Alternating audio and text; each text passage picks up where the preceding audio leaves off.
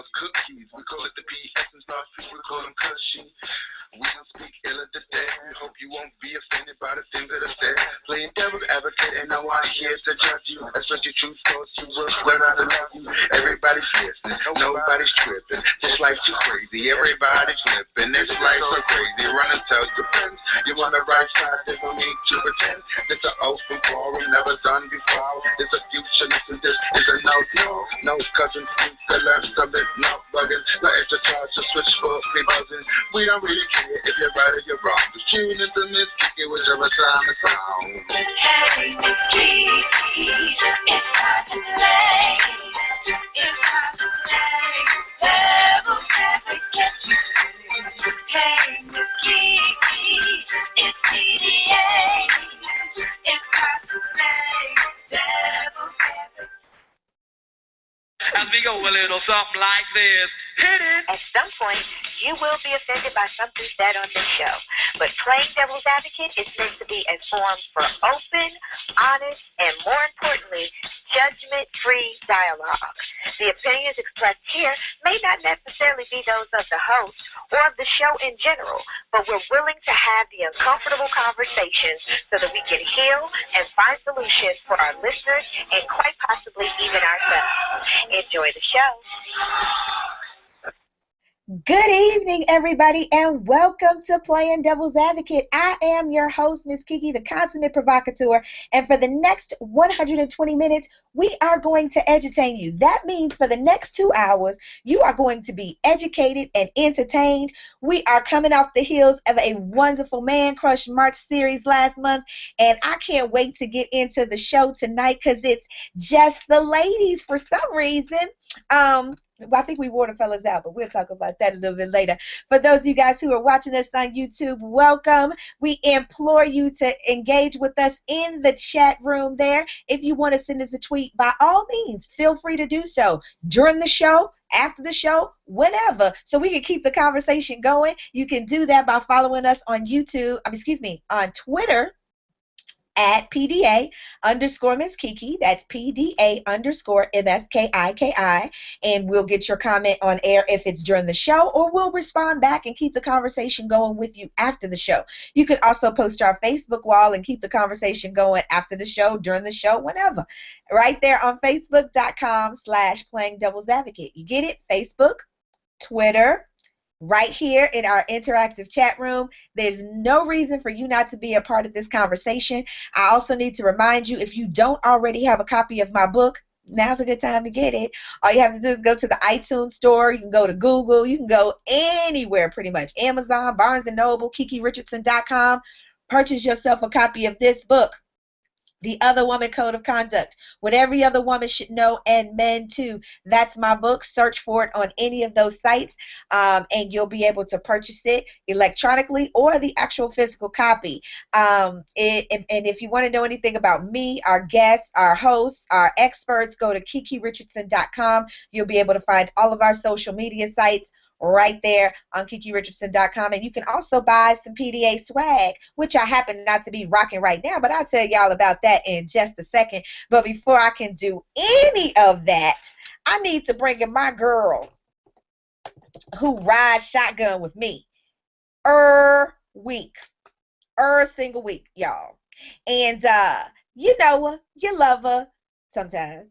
And she coined the phrase, lube is for amateurs. Ladies and gentlemen, please help me in welcoming the fallen angel herself, Miss Sporty Spunky Angel.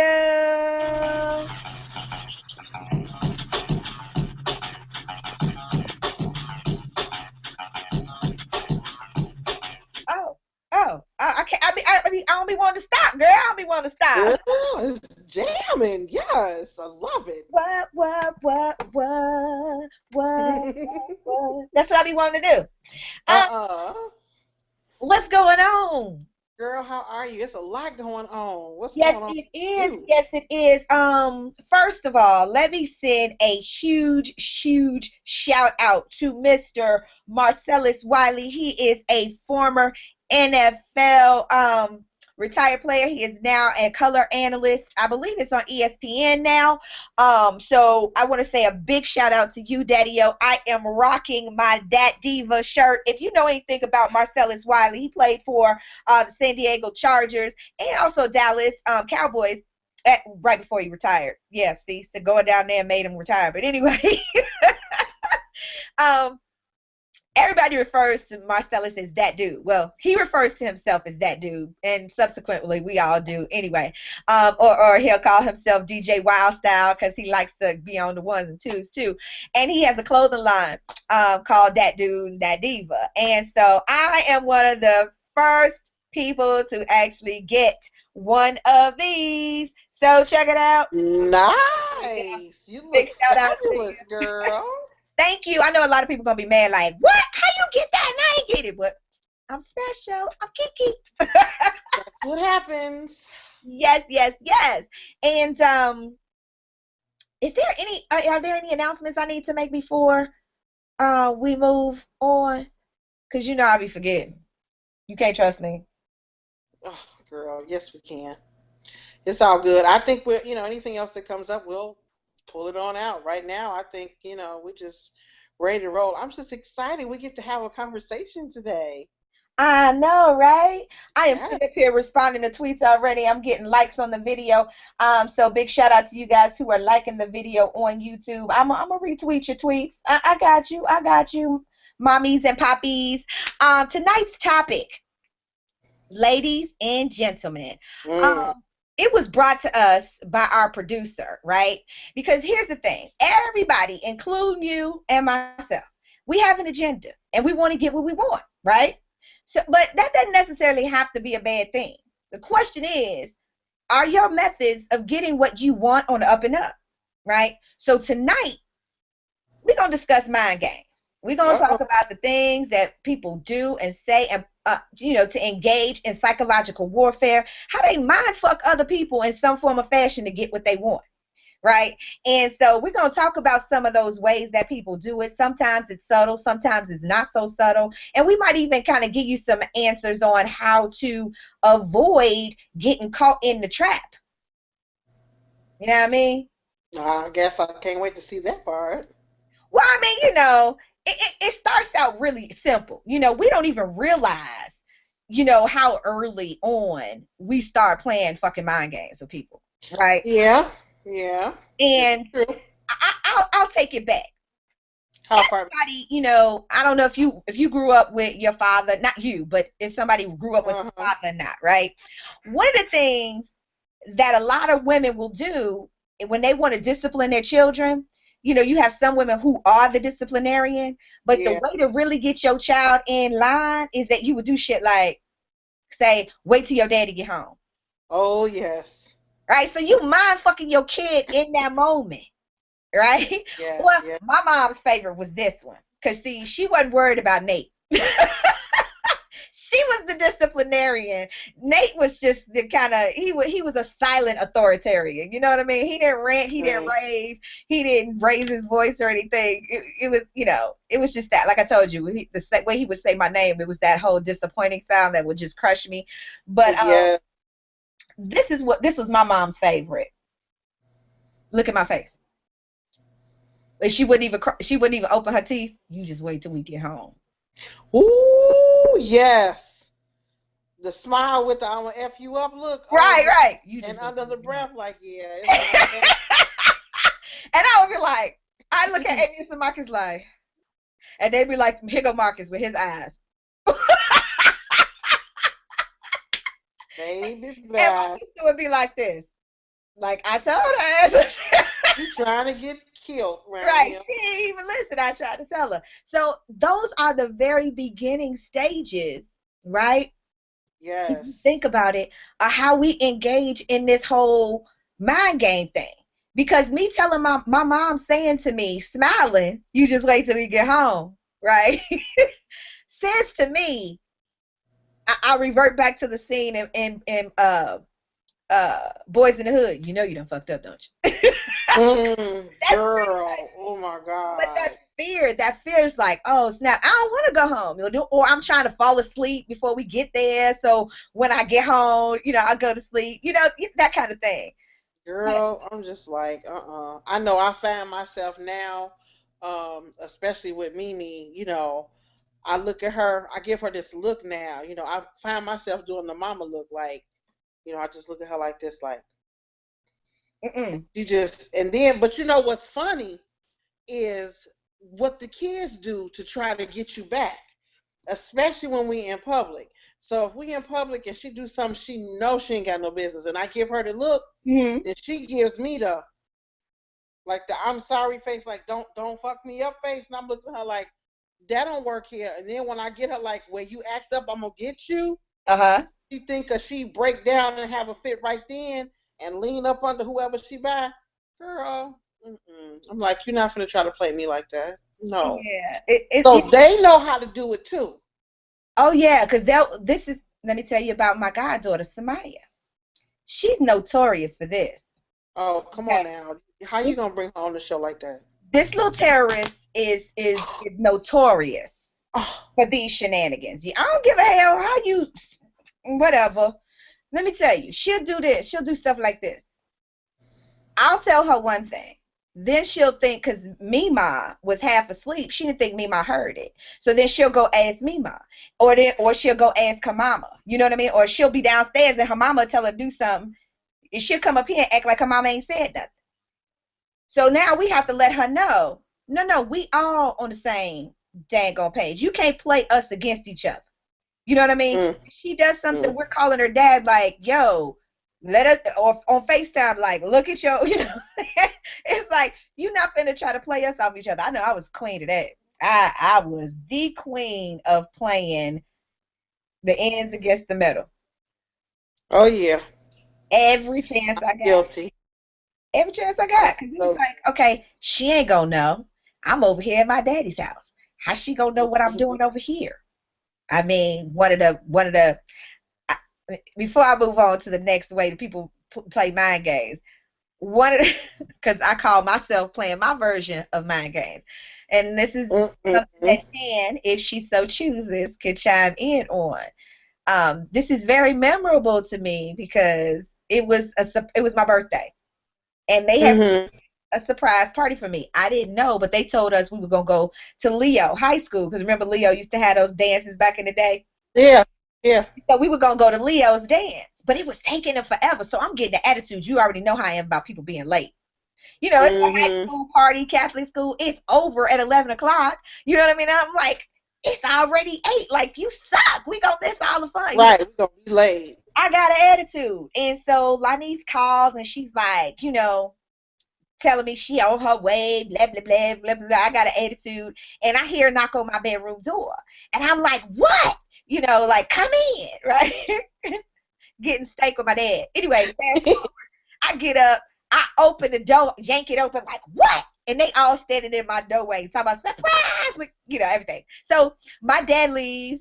Everybody leaves, and it's just all my friends, and we're partying, whatever. Everybody gets ready to leave, and it's like 12, 1 o'clock in the morning. And they talking about we going to Marina Towers to go bowling. Uh-oh. I don't want to not go. I mean, I'm the youngest. I'm 13. I want to go. I want to go kick it. Chan was like, nah, man. I don't think this is a good idea. Here I go trying to get what I want, right? I called my daddy. I'm like, yo, daddy, they want to go bowling, so on and so forth. So my dad, mind fucking me right back. He says, call your mama. Whatever she says, I'm good with. Because he know Miss Dorothy going to be like, fuck no. Hell no. Ain't there, right? So he was like, call your mama. Whatever she say, I'm good with. I'm like, what I'm calling her for? I'm at your house. Call your mama and call me back. So I called Miss Dorothy. She at work too. I'm like, Mom, they about to go to the such and such. Can I go with you? I mean, with them or whatever. I was like, before I could even get out my mouth, she was like, no. Do you know what time it is? Sit down, have a seat. If she could have said that back then, have several seats, she would have. So I hung up the phone with my mama, called my daddy back, and said, she said it's okay.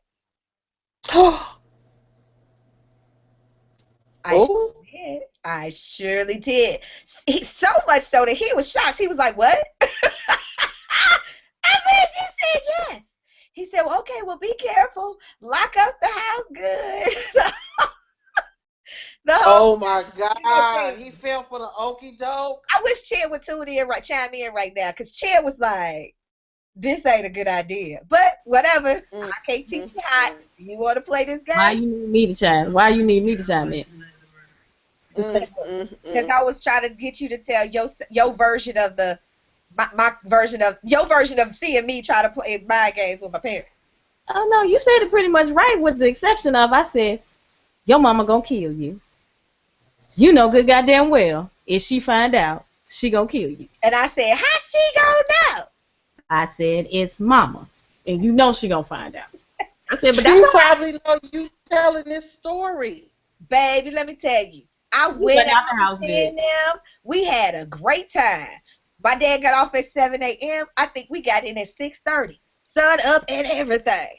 Me and Chad got in the bed. What? Yes, me and Chad got in my bed, and we all nuzzled up, and we already got in our good little snooze. And the next thing you hear is, I answer the phone, and all you hear is, it was my mama. Baby, he was like, "You tell your dad to call me as soon as he get in the house, because apparently you don't know who the parent is, and yada, yada, yada. I can't believe he let you such, such, such, such." And she didn't believe I was going to tell him, so she called like at 7:02. I mean, you know what I mean? Like, it was like he was stepping in the door when the phone was ringing. And Wow. nonetheless, my attempt at playing mind games and trying to do all of that ended me in purgatory for a very, very, I'm not purgatory, solitary, for a very long time.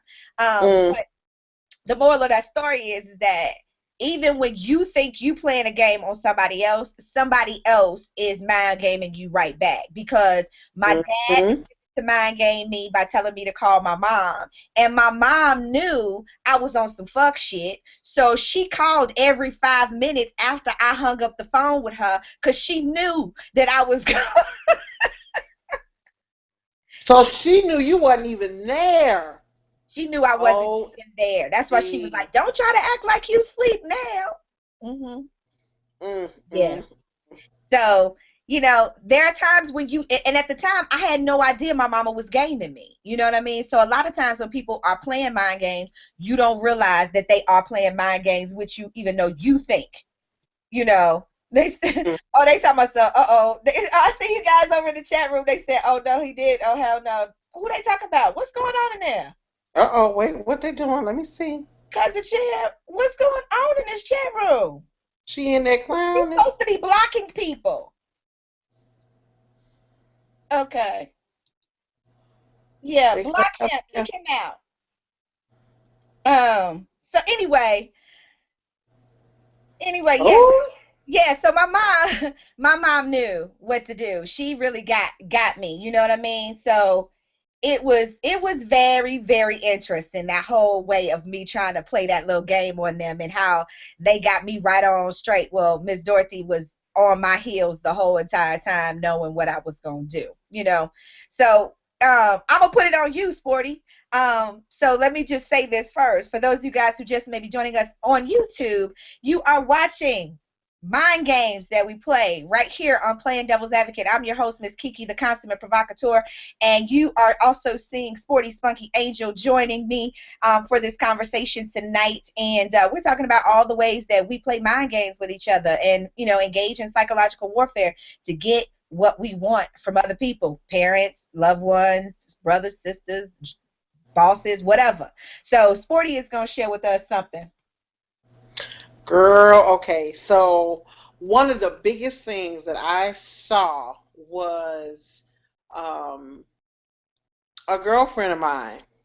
She was, I guess the best word to use was manipulative. She had this boyfriend, that she was involved with. They were together probably like maybe, I would say about 3 years or so. And she wanted to, how do you go through she wants the marriage and get married and blah. She wants to move to the next step. He's happy where things are, and he'll do it in his own time, blah blah blah.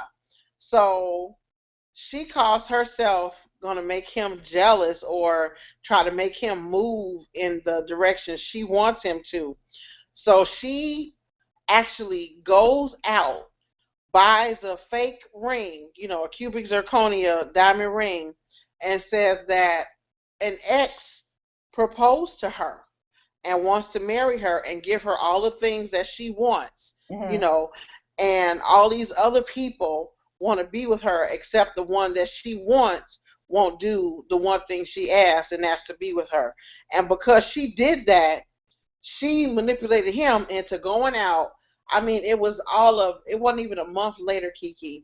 He went and bought this girl a 3-carat diamond ring, put it on her finger, asked her to marry him, and he married her. And are they living happily ever after?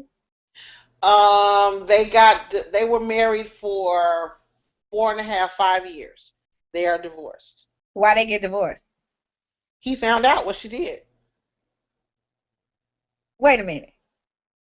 He found out that she tricked him into it. Well, actually, that she actually nudged his hand in something he was going to do anyway, and he divorced her? Yes, but she did a few other things, too. Oh, okay. Because in my head, I'm like, I knew something was missing. Because I'm like, that ain't no reason. No. She did a few other things, too. Okay. And he found that out on top of it. Okay. All right. Well, hey, that's the way that's the way to do it. But I'm just like, are you kidding me? Actually, that was pretty. And I sat here, I watched the whole thing go by. I was like, and she was like, no, God, of course. Why? What I see a problem with is if she were to tell him some stupid crap like I'm pregnant or, I'm sick, because people will do that. They will say people in a way to get them to stay with them out of sympathy or whatever. You know what I mean? But to say, he was going to do it anyway, because here's the thing. If he wasn't going to marry her, he wouldn't have went out and bought the ring not that long afterwards. You understand what I'm saying? He was going to marry her anyway. She just kind of like greased the wheels a little bit. But, it was still. That is horrible. It's still a mind game. What? I don't think that's cool. Okay. Whatever. How you going to trick somebody? That's not okay. Girl, please. Here's another one.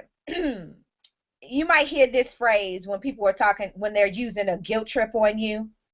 Like a wife would say, but I'm your wife and you wouldn't do blah, blah, blah, right? Or, friends don't do friends like that. You know what I mean? Trying to guilt you into doing stuff. If you were my friend, you would do blah, blah, blah. No. Not if you were.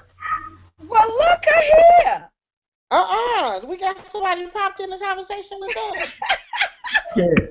No, I was checking y'all out, and that ain't cool. That ain't cool. What I just told you? Tricking you. Huh? You talk about Sporty Story? Yeah. That ain't cool. The chick gonna trick somebody into marrying her. That ain't cool. You talking about, yeah, all right, that's how you do it. That ain't how you do it. I didn't say that's how you do it. I said that's a way to do it. So, Rob, if you got married, if you found out that your wife had done that to you, and you are already married a few years down the line or whatever, and you happen to find out, that that's how she, that's what she did, and you wound up proposing to her and all of that, what would you do about it? You're not going to leave her for it, are you? I don't think I would leave her for it, but I had a similar situation happen to me where I was given an ultimatum, like, you know what I'm saying? So, I'm trying to do this without calling names out, because if I pick a kid, then it tells who it is, but anyway. Pick a kid. No, I can't. It wasn't me. It wasn't me. No, one chance. Okay, you just had a situation. Yeah, I had a situation, and so somebody was supposed to move with me in Atlanta. Mm-hmm. So everything's good. We look for a spot. Everything's all good. Then, like right before I'm supposed to go and get their stuff from Chicago to bring it to Atlanta, they got a moral issue. I can't marry you. I mean, I can't come down and live with you unless you marry me. You know? And yeah, that's what the deal was. So, but part of my whole deal was, you know, we need to live together first so I know it's right. Because I had been through some other stuff before, and I said this is like the prerequisite. So I left her ass there, you know. And then after we were there, and I was getting ready to come back, now I'm getting calls that, all right, I changed my mind, I'm willing to come. Well, if it was a moral issue, you know what I'm saying, then you shouldn't be changing your mind. So it wasn't a moral issue, it was a, get the ring on the finger issue. And all I'm saying is, I get it, you want to make that move, you want to push somebody, but that ain't the way. Honesty is the best way. You just got to come out and say what you want, You can't be trying to trick folks into shit because sometimes it'll backfire. Like that backfired. Now, I'm not saying you don't get what you deserve. Now, if you go through those lengths and he marry you and then he end up beating you or cheating on you or leaving you high and dry or fucking up your credit, you know what I mean? Whatever. You get what you deserve because you ill-gotten gains. Right. I'm saying that I can understand how sometimes people need a little nudge. And as a man, sometimes y'all need a little motivation called jealousy, called the green-eyed monster. I don't want you right now, but I don't want nobody else to have you, so I will go ahead and do what I need to do to keep you from anybody else having you. Yeah, all right. I mean, I get that. I can't deny that sometimes folks need to understand or they need to recognize what they got, but and appreciate it, you know what I'm saying? Because folks will take folks for granted on both sides. Yeah. Women do the same thing. Folks will take folks for granted. But there's got to be another way. Women, see what I think happens, and men probably advocate this and groom folks up because I see it even when these small little girls, that whole manipulative, cute way to say it or cute way to do it or a sad face, boo-boo this, cute that. We advocated to some degree this whole trickery, you know what I'm saying? As to how you should approach somebody to get what you want. But that ain't, you gotta be straight. Here's the thing, it's all fun and games till it hits your demographic. Y'all think it's cute when they little girls and they out teaching them the manipulating tactics and all that other stuff, that if I make the sad face or give him the eyes, he gonna give me what I want. But then when they get older and they start using that shit on you, then it's like, that ain't cool. What? Yeah. Well, personally, I'm saying, women got to be stronger than that. They got to be more straight. They got to be more to the point. Even I teach them. I see it, but I don't go for it. You know what I'm saying? It's like you can't get it for crying. Don't give me that face. You need to ask them. I'll bring them in here. No. I don't play it. I mean, when you whining and crying and giving me the baby talk and the sad face, that's not how you get it. You need to straighten up. You go somewhere, come back and straighten up, because I don't want them in that game like that. I want to be straightforward. I think you could get more by being straightforward. I agree with you. I advocate for the truth. I do. I'm just saying that I can see how that comes to pass because we teach people things early on and then we expect them to just drop it when it's inconvenient for us. Yeah. No. Right. That's real talk. And that's a problem. I ain't really open up a whole nother can of worms, but that's a problem a lot of folks have. They do that same shit. Women, they will create a monster, and then when they can't handle it no more, they drop it in your lap.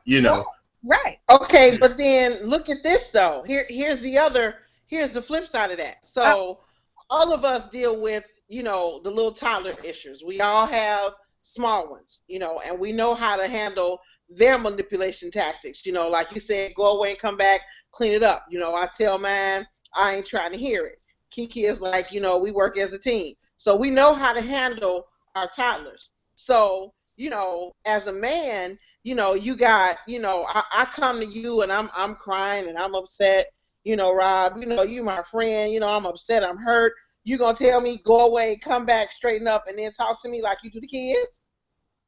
Well, you gonna send it to your wife, you gonna send it to your friends, how you gonna handle that? But sometimes tough love is real love. I ain't gonna really tell you, you know, like a kid, you know, I might say, you know, come on, give me a hug, let's bring it in for a minute, like, what's the deal? But you do have to stop sniffing at some point, you know what I mean, so we can get to the problem.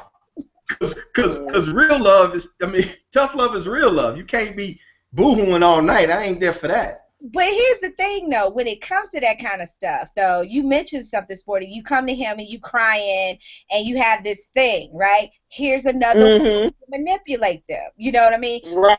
They'll have this sob story about what happened to get somebody to, you know,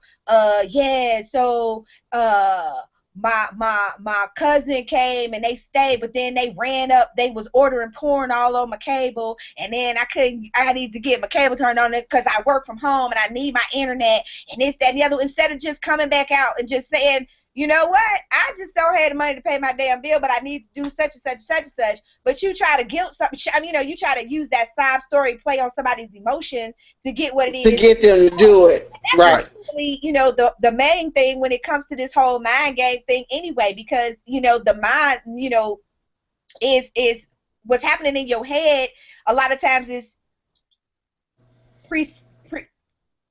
how should I put it? It is led up to by what you're feeling emotionally. You know what I mean? So if I'm feeling emotionally attached to this situation, that's messed up. She got to work.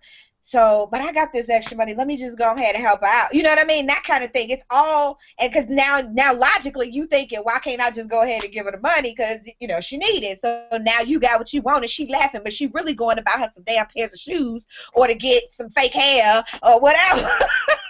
Oh my God. They told you that her baby daddy ain't pay his child support and she needs to get some food and her WIC ain't came through yet, but she going out to get acrylic toenails put on her toes and bedazzled so she can go to the club and turn up.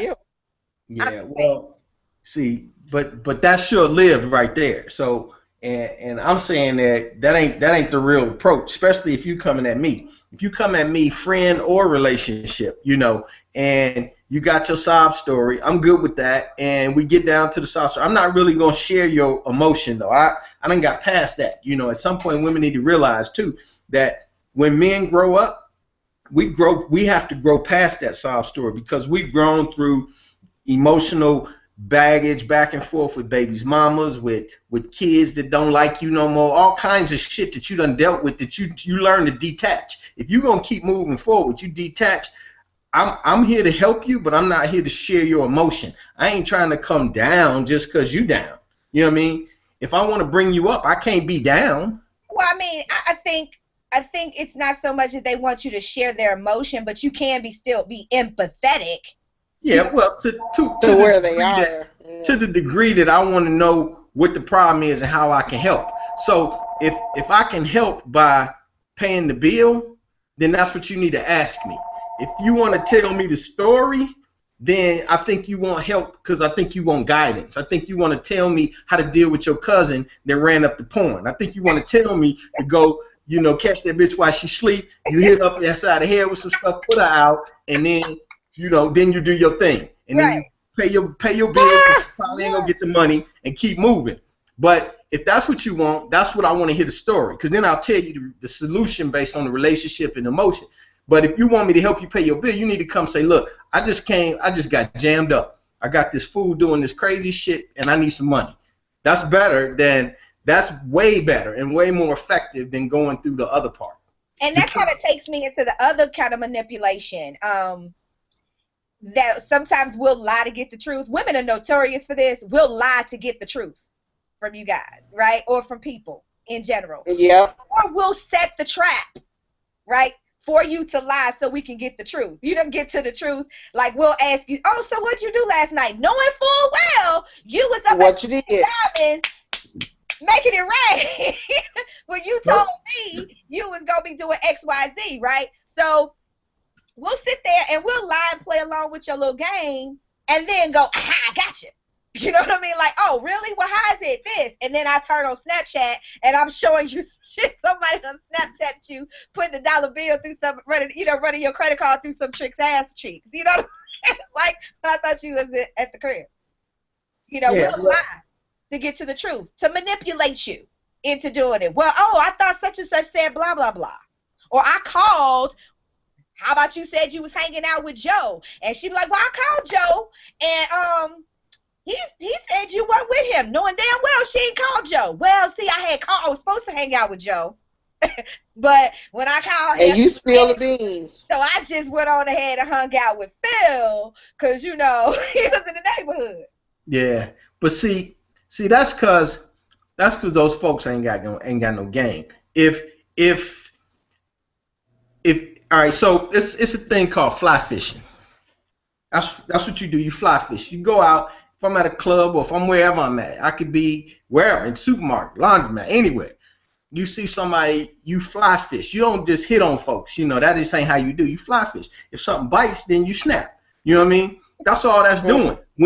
When you start fly fishing, when somebody come at me fly fishing, I can recognize it, because that's what you did last night. You ain't asked me what I've done last night in my head all week. So now you want to know what I did last night. So you fly fishing. You know, and then when I fall into that, then boom, now you got me. Because, you know, I'm struggling just like a fish, waggling my tail trying to survive. That's because dudes ain't got no experience with fly fishing. If they got game, they shouldn't get caught like that. So women should realize that if you're gonna take that approach, which still ain't really the best approach, but I get it, because sometimes folks been running game on you, so you want to catch them. But if you're gonna take that approach, then you need to recognize who you're dealing with. You know, if he can't do that. Yeah, but see, here's the thing about women, though. Women can be really slick with it. Because what they'll do is they'll act like that they don't know, and it's all good, and that ain't no problem, and you don't have no clue that they about to hit you with the bada bing, bada boom. I got you, right? It's just so slick with it. They will be very slick with it. You know, Rob, this ain't nothing new to you. No, it ain't nothing new. Go ahead. It's tough because I done been caught up. So you revise how you do your thing. So getting caught up, you start to recognize it. Everything comes with experience. Experience is the best teacher. It should be. Yeah. So at some point you can see when somebody fly fishing. But that's one of the things that I said in my book, though. You know, again, shameless plug. The Other Woman Code of Conduct, what every other woman should know, and men too, is that I'm like, tell lies that are verifiable. You don't page 17. Page 17. Tell lies that are verifiable. You don't tell your girl you hanging out with Joe and you ain't got your alibi set up with Joe. It's like, you know, don't say that you went to such and such place and you don't have a receipt from that place, or you don't have, you know what I mean? Even if you stop by for a flipping second, you know what I mean? See, here's the other thing, Kiki. Women know, we know who we can get away with that shit with. We know who we can, as you call it, Rob, fly fish with, you know, and get them to spill the beans. There are people that I can start that conversation with, and the thing is, if a woman says to you something like that, like Kiki said, we already know what the hell is going on. We just want to give you enough rope to hang yourself. And we know which ones are going to tighten the noose and which ones are not going to fall for it. We know who to run that on.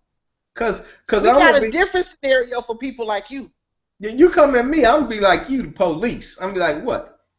What, you tell me where I was. You coming at me like you know where I was. What, you tell me what I was doing. But what I'm saying is that she's not coming at you like she's interrogating you. You're not under the light in Minister Society, right? With Bill Duke in your face asking you questions. Well, I went to the liquor store and I bought the beer. No, it's not that situation. It's just that y'all having a natural conversation, and she's just throwing the questions out there just to get the answers. Then when she done had her feel of your lies or your avoiding, because y'all will deflect. That's a point of manipulation too. Is that, you know, and the game is deflection, right, and redirection, because you'll redirect the conversation somewhere else, right? And because of that, you know, she'll bring it back around in a nice little way that you don't even realize it, and we're like, no, you done fucked up, don't you? You said you bought the beer. and that's how it works. It's kind of like she playing good cop and you don't even realize it. Mm-hmm. I'm just saying it happens that way, but that's the mind games that we play. You thinking you in control of the whole thing because you keeping your life, and she seems none the wiser. And then bada bing, bada boom, her home girl who was amateur night at the club that night, and she decided to work that night. She saw you. You know what I mean? It's always something rotten in the cotton, something laying. It's like she's setting you up for the kill. You know what I mean? I think another thing though. We talk about this whole mind game thing before we go into our drink or whatever. This is one that gets me, right? It's shame and blackmail. You know what I mean? Like say for instance, you have a nice job, you know, or you are held in certain esteem in the community or whatever, right? And then say, you know, she gonna get mad, but I'm gonna do it anyway. Let's just use Chad and Rob for example. Say Chad and Rob did a sex tape, right? And Chad for some reason is now this huge celebrity or whatever. I don't know. She some community activist. I don't know, right? Or even Rob for that. Yeah, we'll use Chad because it's not so bad for Rob. And so Rob get pissed at her, and he like threatening to put out the sex expose her. Yeah, put out the sex tape to show how she, how we always ask about what the hell the Chan job is. He gonna show everybody what the Chan job is because he gonna release the tape. You know what I mean? Mm-hmm. See, and then what he want in return to not show the Chan job is the biggest manipulation right there. But see that's See, I'm gonna tell you, and this is for men and women both. I mean, I think that's probably more of a woman thing than a man thing. I don't know. I'm saying that because I'm a man, but I don't know that if I had beef with Chan, that ain't how I get rid of it. You know what I'm saying? You don't deal with it that way. But I know one thing: if you deal with somebody, and this is especially for, I just have to direct it to women because I'm thinking there'll be more women that'll try to come off and ruin somebody's career. Because I got folks taking pot shots at me already just because I'm moving into motivational speaking. You know what I'm saying? And that can mess with your livelihood. So that's some old, street ramification type bullshit right there. I don't know that y'all should be playing with people's futures and all. Because when you ruin that for somebody, depending on who they are, if they don't know that they can bounce back from that, or feel that they can bounce back from that, now you're leaving them ass out. And a lot of people especially if we came up the way Chan came up, and you try to pull her back down, you know what I'm saying? I know Channel, she'll let shells fly at folks that are close to her, so she definitely will shoot a motherfucker to release the sex tape. Allegedly. Allegedly. Allegedly. Yeah, that's the show. It wasn't alleged. I just heard that somewhere. Allegedly. I just heard that somewhere. But I'm saying, I wouldn't put it this way. She hit me in the head with a golf club, so I know she'll do some shit to somebody. That's all I'm saying. I ain't got nothing to say about that, but we know. This is all stuff that I already know. I already knew. It's not. I already knew, but we know about it. Can we move past the producer, please? Can we? Okay, yeah, we'll move past the producer. I'm sorry. Fucking sensitive. I'm sorry, but I'm just saying when you mess with somebody's career, then the ramifications can be crazy. You don't want to deal with that. We get that, but that's how people will manipulate folks to get what they want from them. Say for instance, you were trying to manipulate her into doing something that you wanted her to do, or giving you something that you wanted her to give you, and she was like, "Fuck you, sue me." You know what I mean? He was like, "No, I got something better." You know what I mean? So yeah. What can happen in the light of in the wake of all of that is really ultimately, a moot point, because the person who's doing the manipulating, they don't care about what's going to happen to the other person. They only care about what they want and what they're going to get. But what they fail to realize is what they're going to get. That's what I'm saying. People do things, and this is my experience, and this is what I want to send out. Women need to realize that a lot of times they do things emotionally, and they don't think about the ramifications of their actions. And then when they're faced with the ramifications, now I'm the bad guy. Now this shit wasn't really supposed to go that far. Huh? Now we're for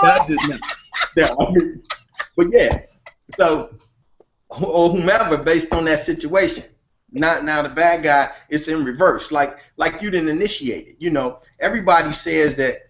Here's the thing. You know, you can do what you want, but I'm supposed to be civil. Really? You know what I mean? I'm not supposed to be civil. Well, yeah. I'm supposed to be able to do what I want. I don't understand. Look, I'm missing the connection here. Exactly. I'm supposed to always get what I want. I'm supposed to always do what I want. And that's the mindset of the person who is doing the manipulating. They do what they want at whatever cost. And, I mean, that's just, again, like I said, it can go back to when we were little kids and our parents was like, you wait. My mama was like, you just wait till we get home. You know what I mean?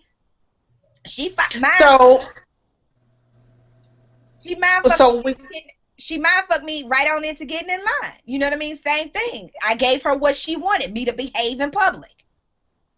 She didn't but if you didn't, then what would have happened when you got home? I still was going to get it when I got home anyway because she had to say something. So, you know, it was a lose-lose. Either way, she got what she wanted. You know what I mean? I had a possibility of a stay of execution. Yeah. But I don't know that that's a mind fuck. That's just discipline. But, you know. It's still a form of manipulation, though. You're manipulating your kids to do what you want them to do. So, you still, you know, it starts pretty young direct. when you manipulate That's pretty direct if you ask me. I mean, maybe I got a bad. Here's the thing, though. Wait till we get home. What the fuck is really going to happen when I get home? What kind of whooping am I going to get home? You see what I'm saying? So it's like, what's going to happen? Sometimes when she said, wait till we get home, she didn't do a damn thing. It was just the fear. To get it's like the old saying, the anticipation of death is worse than death itself. You know it's coming, you just don't know when. Mm-hmm. So, you know, that's where the fear comes in. That's where it sets in. That's where your head is all fucked up like, oh my God, what's getting ready to happen next? Right. You know, so it's like, you know, it starts there. It really does start as a kid. And then as a person being manipulated, you know, you got a whole other set of shit going on the inside. Like, okay, well, how can I get them back? You know, how can I get them to back up off me? Because then you begin I like to call it defensive manipulation. You know, like, okay, well, when I get home, you know, I'm going to be sick or my stomach going to hurt or I'm not going to feel good or I'm going to have a headache. So she going to whoop me, you know, something to keep her up off of me. You know, so because that's what I used to do. But ultimately the person who is doing playing the mind game, typically is the one. Now they don't always keep it, but they are typically the ones in the position of power. Because you can't, if somebody is equally in the same place as you, emotionally, physically, whatever, financially, whatever, they can't hold stuff over you. You know what I mean? So, like I said, that power can shift depending on how you respond to it, which is something we'll talk about a little bit later. But it is that time of the show where we do our producer's drink of the week. Yes. The thirst is real around these parts. We got quite a few ways that people manipulate, play mind games, mind fuck, whatever, however you want to refer to it, that we're going to get to after this drink of the week. But before I can do any of that, I need to let her tell you about tonight's drink of the week. And Cousin Chan, can you take it away from me?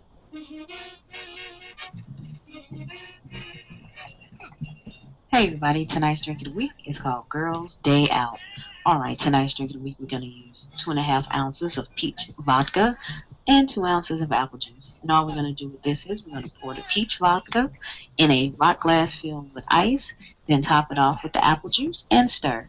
And there you have it, Girls Day Out. Alright guys, be safe, enjoy, drink responsibly. I'll see you next week.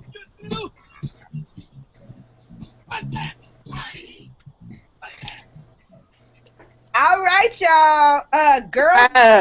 Girls Day Out. I used in my vodka tonight. Peach vodka and apple juice. That's an interesting combination. Anyway. That's Kool-Aid for Chan. I don't know. I ain't fooling with none of it.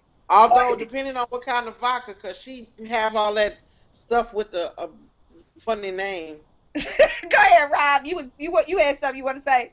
Yeah, before we move on, I want to talk about this whole intimidation, manipulation versus, because you talked about the person with the power versus the person without the power, you know, and I guess it just depends on how we define power. Because if we go back to the first manipulation, the reason I chimed in, I wouldn't see that as the person of power. That person is requesting something, so they were coming manipulating from that angle. You know what I'm saying?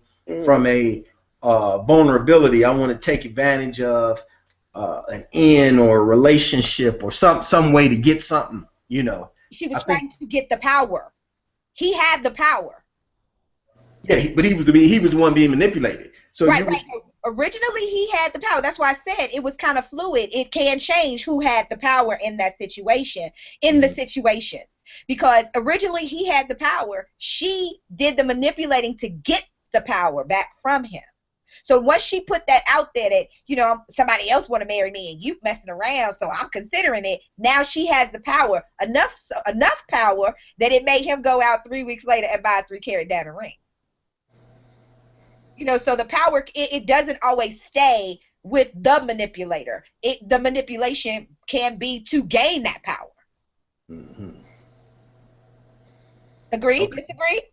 I agree. No, I mean, I can see that. I can see that. But ultimately, you know, most of the people that manipulate, and I can see how that would be an assumed power on one side and then her pushing it to sway her way. But a more confident woman in the same situation, handling the situation very similarly, you know, pushing and nudging, may already know that she already has the power. I mean, she can have the power even though he has the assumed power. Right. A lot of women, you know, have way more power than they think they have. Absolutely. And it's just the methods. It's just the method that they use to try to influence, you know, the person with power that I think need to be addressed a little, or at least identified. I mean, women don't need to always figure they got to be so tricky. You know what I'm saying? I mean, if a person, he ultimately married her, so he must have loved her. You know what I'm saying? So to be more straight with him, you know, you can influence power. You can influence the way things happen. Absolutely. You know, but it had to be a reason why he was stalling. That's some shit you need to work on as a woman. Then become a stronger woman and then push him out. You know, push. But that's a whole nother that's a whole nother conversation in terms of the dynamics of their relationship, right? Because clearly, you know, we all know that perception becomes your reality. What you perceive things to be is what's real to you, right? So she perceived that he had the power of whether they were able to move to the next level, or he had the power in terms of her, whether she was able to get married, right? So that's what she perceived. So she behaved based on that perceived assumption, right? And so, you know, oftentimes, you know, again, here's the thing: you want to get, do you want to get married to him, or do you just want to get married? Again, that's a whole nother, you know, rabbit hole we could go down to. But we have a lot of situations where women are doing all kinds of desperate things because they don't understand their power, not their power in their relationship, but their own power as women in terms of how to get what it is that they want. You know, I always say all the time, jokingly but still serious, you know, resistance is futile. You know, I always get what I want. It's going to happen the easy way or the hard way, but one way or the other, I'm going to get what I want. I'm going to get what I want. You know, the universe has no choice but to comply, right? So you can either do it now or you can do it forcefully later. The universe will force you to give you a violent shove into giving KiKi what she wants, but it's going to happen. But, you know, again, it's about perception. She perceived that he had the power and she wanted to take it back, and so she did. And so she got what she wanted. You know, other ways that people, you know, and I know Sporty has some that she wanted to do, but this is one that I think about because I actually went through. Right? Okay. And this is what I call divide and conquer, right? A lot of people who are in abusive relationships, this can even happen in the workplace, right? But in this particular instance, men will try to alienate, and sometimes women, their friend, you know, their mates away from their friends and family, right? So that they can have them all to themselves in the sense that they're the person that they have to go to. So they'll do things. They'll do little things to throw pebbles to break down those situations and put, you know, boundaries in between them that were never there before. And so now I've divided you and separated you away from those people. So now you're all under my control and my process. You know what I mean? My thinking, my hand, that kind of thing. Mm-hmm. And that one is a tricky one because it's real slow. You don't even always see it coming. You know what I mean? You don't always see it coming. I'm sorry, y'all. I'm looking over here at the Twitter. Go ahead, Rob. I see you thinking your wheels are turning.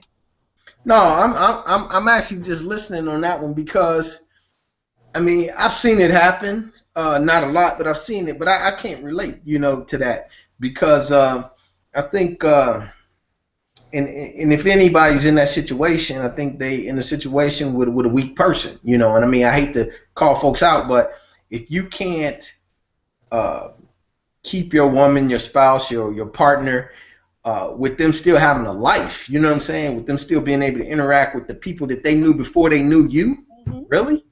I mean, that's part of who they are. So, I mean, yeah, I just say folks need to stay away from that. I got no experience in that area, you know. Ain't nobody telling me. It happened to me. He tried it. And it was to the point where they didn't want to come around because they didn't want to have to deal with him, or they didn't want to have to, you know, like even like some of my homeboys, they're like, I'm gonna fuck this dude up, so it's best that I don't come around. You see what I'm saying? This bitch nigga, I'm gonna fuck him up. You know what I mean? So it's best that I don't show up. Ultimately, that worked in his favor because now they're not around. Are they totally removed from my life? Absolutely not. But they're not in close proximity to me in the way that they were before to have whatever level that he perceived of influence over me, you know, or on me. Right. You know. But see, the key to that whole thing is that you empowered yourself enough to not allow it to happen. You saw, you know, the pebbles before the big rock came. That's not true. It happened so somebody slowly. else helped you? It happened so slowly, I didn't even see it. That was the thing. It happened so slowly, I didn't even see it. But when I saw it, I ran for the hills. Yeah, you saw it and got out of it. But there are people, because when I saw it, I ran for the hills. But it took me a minute to see it. You know what I mean? And typically in those situations, that's what happens. You look up and you like, where the hell is everybody? Right? Mm-hmm. You know? Because that happened to I'll just say someone close to me, you know. And even in, you know, the one thing I notice when people get in that situation and they don't notice that that's what's happening, you know, but this person was a relative and she's close to me, you know. So if you have your, you know, my sister, you know, that's my sister, my soror, pretty much my twin, whatever, you know, the case may be. Right. And I'm with you, you know, we're always together, you know, and you in this relationship and he has completely severed you from your family, you know, you're pregnant, about to have a baby, and, you know, me and this person don't get along because, you know, me and my attitudinal self, you're not going to keep me away from my sister. She had to really realize for herself that this was happening. Nothing that any of us did to say, look, this is what he's doing to you. Look, this is what he's doing to your family to keep us away from you. She was like, no, you know. But until she decided it was time to release this person and take her life back, you know, and acknowledge that this wasn't healthy for her. But what, you know, how people don't get out of that shit. I mean, without going down the rabbit hole, something happened with my contact, but without going down the rabbit hole on that, though, more importantly, it happened to her. My question is, what were some of the tactics that were used in order for that to happen? Because I mean, I can say, you know, for my situation, but what were some of the tactics that you saw, the manipulation tactics or the mind games that was being played? I saw the I love you. I want to give you, you know, a better home. I saw the tactics of constantly giving her money, where he allowed her to stop working. She didn't have to want for anything. He gave her everything. So, you know, she didn't have, anytime she needed something, that's who she went to. Anytime something had to be done, he manipulated her to the point where that was the only person she depended on for everything. He used the tactic of I'm all that you need.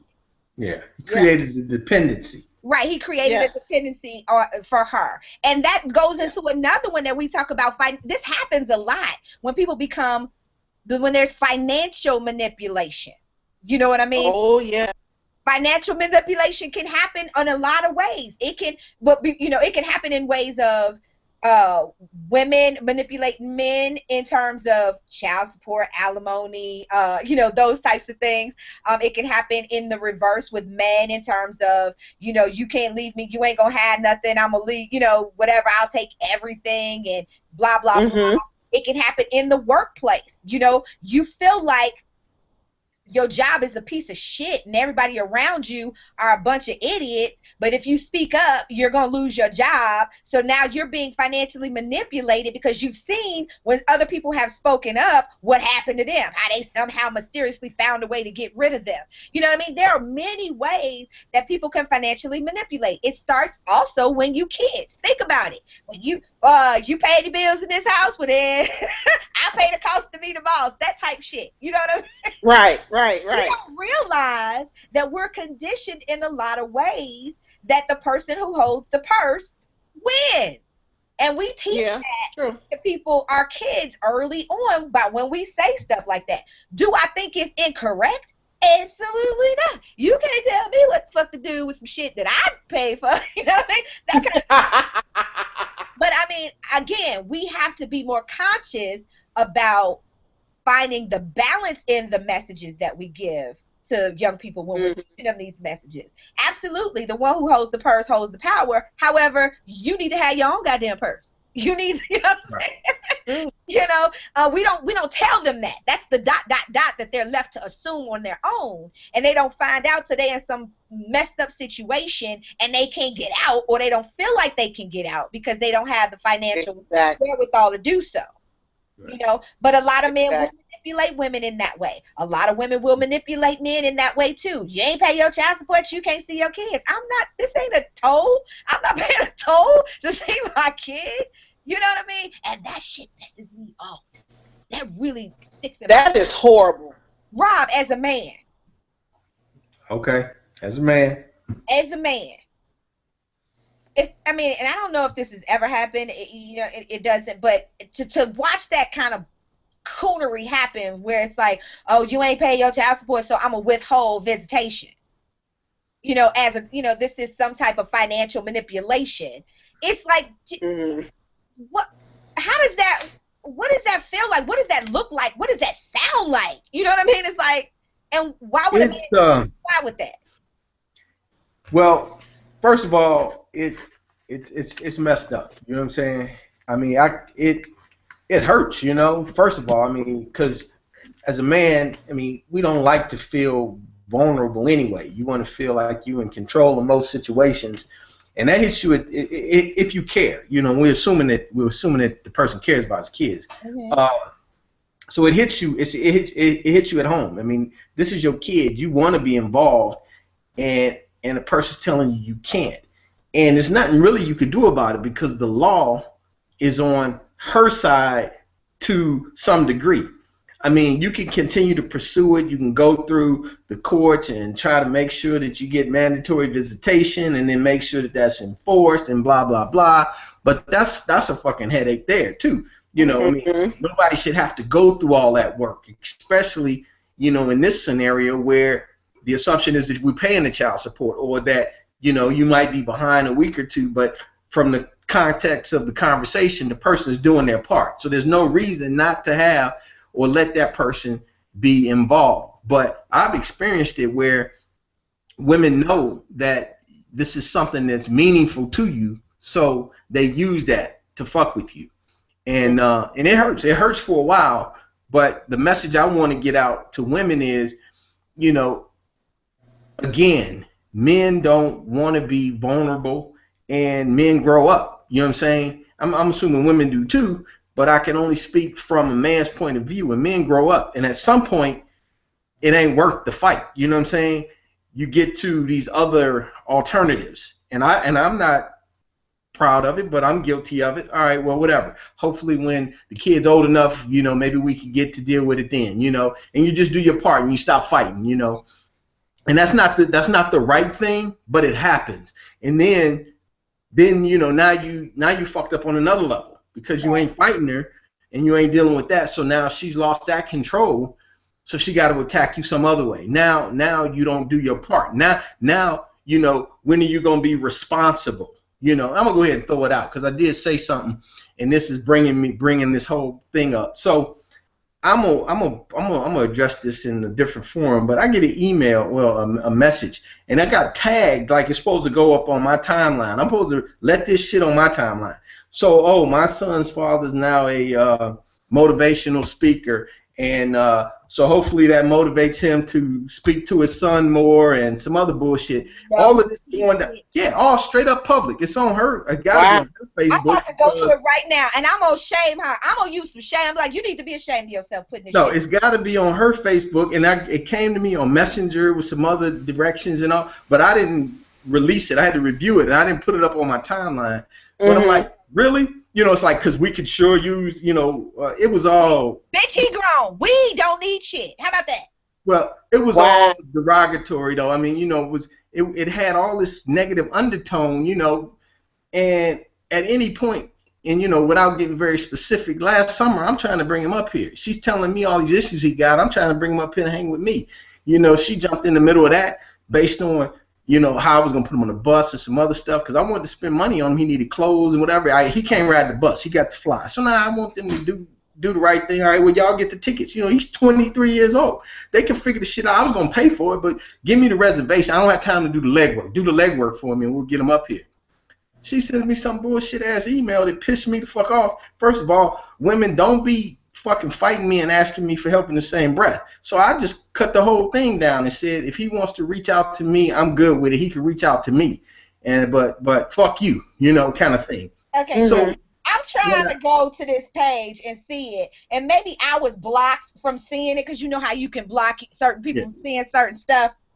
Yeah. I don't know how long ago it was, but I can't see it. But as I'm trying to go and troll on the page, it was about a week ago. The chair said, "Don't you do it." It was about a week ago. But the bottom line is, so you manipulate me. Then at some point I say, you know what? Fuck it. I'm not gonna go there. I ain't gonna fight the battle. And then you find something at some point, years and years later, or at whatever point that I done gave up, and you fuck with me about something else. So you got to just keep hitting and hitting. It's just, you know. With this.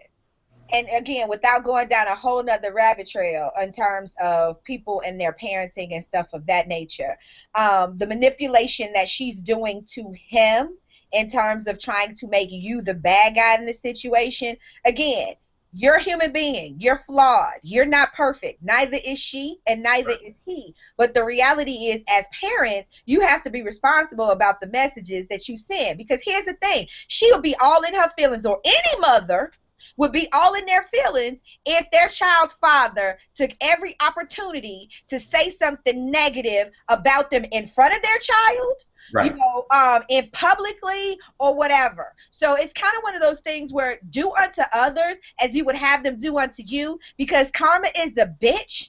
And you know. How do I even win this battle? Now I reach out. You don't address it.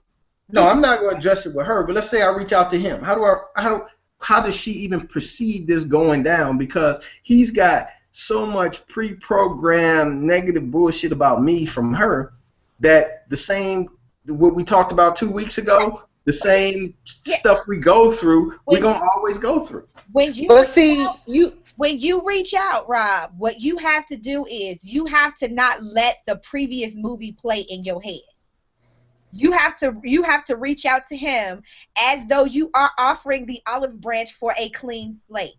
Again, he's going to have his emotional crap come up because that's the shit. This is the residual shit that you're going to have to deal with based on what she's already done, whatever programming that she's done, right? The only thing that you can do is make yourself available to him. Let him know, listen, And don't engage in your mama said, but what really happened was. Right. Yeah, no, I never do that. Because they always go coming into my mama's defense. Right. But let me tell you what this is. And only thing that you can do is that your words and your actions must always be consistent until they can now start seeing bit by bit by bit by bit for themselves. And see, the other thing that I will say to that, being a person that's currently in the same situation as you, with one of my children, is that, your character will outweigh anything that she has to say about you. Your actions don't speak to the words on her Facebook page. None of it. What you do and how you behave is totally different. Devil's advocate with that though, Sporty? Yes and no. Because I'm playing devil's advocate on that. Yeah. In theory, that would be correct. But in this boy's reality, it does.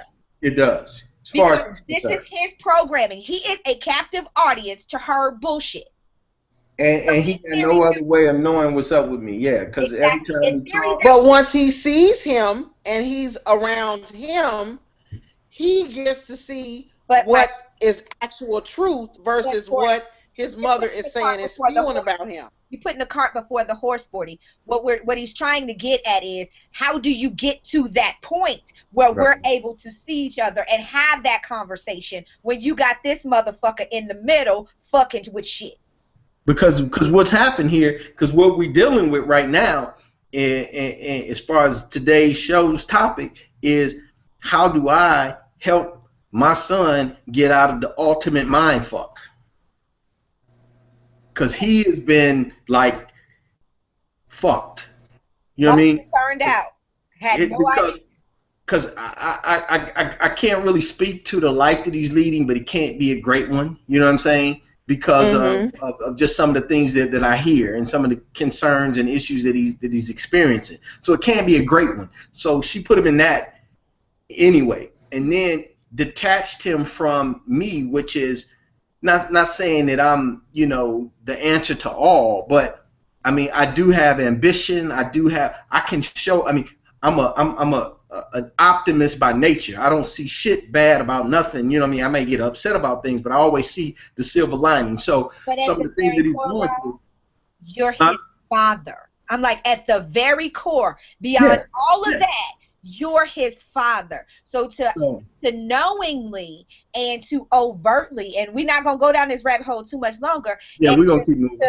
To make a point of getting in the middle of that is going to backfire. Because I'll put it to you like this, and I'm going to leave it alone at this, because I know they sometimes listen to the show and watch the show. Well, hopefully she watches. Here's the thing. God forbid anything ever happens to her. Because what she's done is she's put him in a situation where he's going to feel like he has nobody. And that's not the case. So you're doing him a huge disservice. Fuck your feelings. Fuck what you think about this cat. Because the reality of the situation is that child didn't choose to be here. You chose to fuck with Rob, and you chose to have Rob kids, so now you got to deal with Rob shit.